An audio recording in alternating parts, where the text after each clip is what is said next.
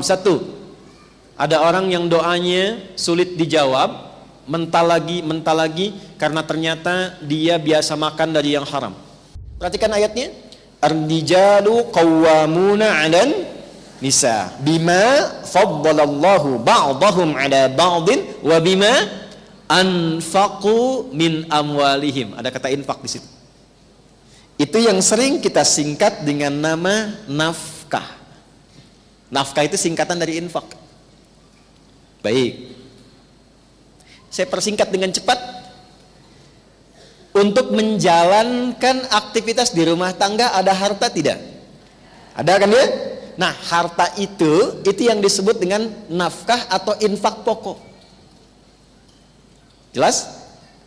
Bagaimana mengelolanya? Satu, pastikan jangan sampai disalurkan pada yang haram.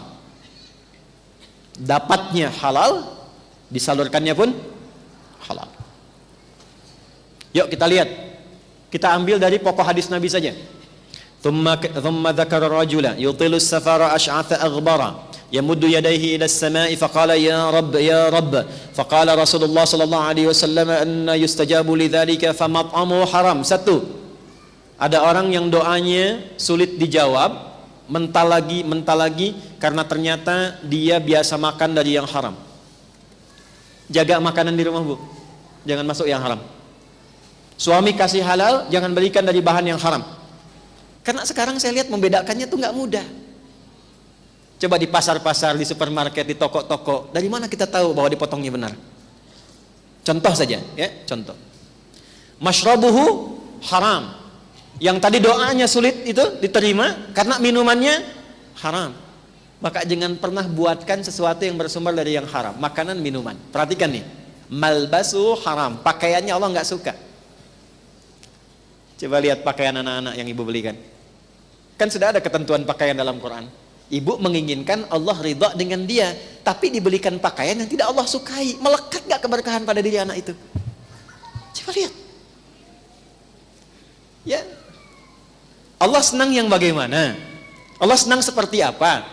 Sementara orang tua memberikan pakaian yang Allah nggak suka, aurat yang terbuka, yang tampak, yang kemudian bahkan dikatakan modelnya sekarang begitu. Sekarang, nanti saat sekarang ditinggalkan pulang, itu bukan modelnya lagi.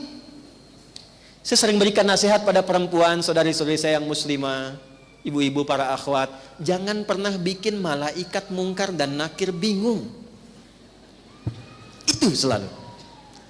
Karena kafan muslimah itu ada kerudungnya.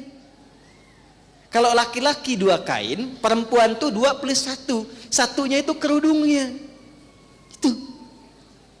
Jadi jangan sampai tidak dikenakan saat di dunia, tapi saat dikubur dipakai. Malaikat tanya nanti, ini siapa?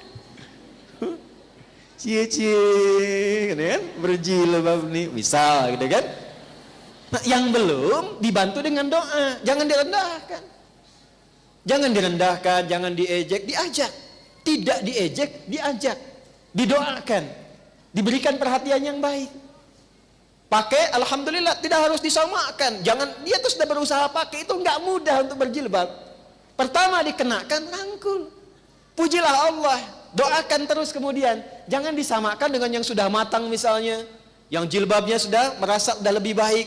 Ingat, Allah mencintai, sangat mencintai orang yang pernah berbuat maksiat lantas bertobat dibandingkan orang yang merasa soleh. Katanya orang yang merasa soleh tapi tidak pernah merasa salah. Jelas di sini? Balik ya.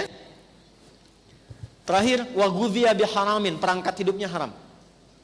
Perangkat hidupnya haram, pastikan. Ya, perangkat hidup bukan pakaian saja. Saya suka begini, suka memberikan nasihat pada diri pribadi. Adi Hidayat, buka pakaian kamu, lemari maksudnya. Cek, ada nggak satu helai pun yang belum pernah dipakai ibadah?